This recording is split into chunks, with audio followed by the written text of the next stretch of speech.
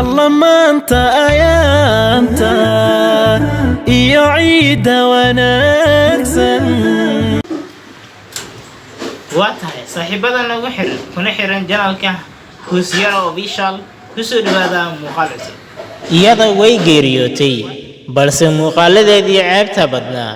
ayaa ku baaqi noqday aalada TikTok qisadan waxaa ka sheekeynaya sheekh caan ah oo loo yaqaan Sheekh Ismaaciil Muftimeyn wuxuuna ku bilaabay sidatan maalmo ka hor waa helay walaal wuxuuna iigu sheegay in walaashiisa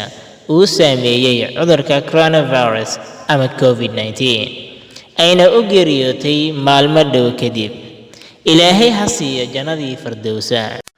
arrinkuna waxa uu soo ifbaxay in ay ku jirtay TikTok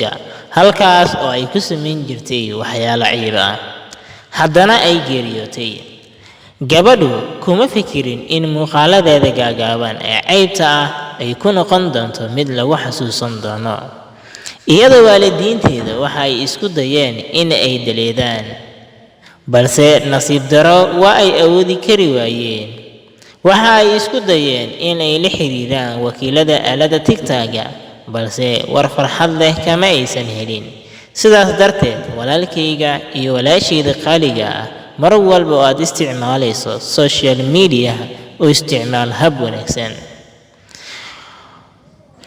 qisadani waxaa idin soo tabinaya walaalkiin Maxamed Arki sidoo kalena waxaan ka soo xigaday Sheekh Ismaaciil Muftimeyn xafidahullah iyo ilaahay ha kala linaqde walaal adiguna haddii uu ku soo gaaray muuqaalka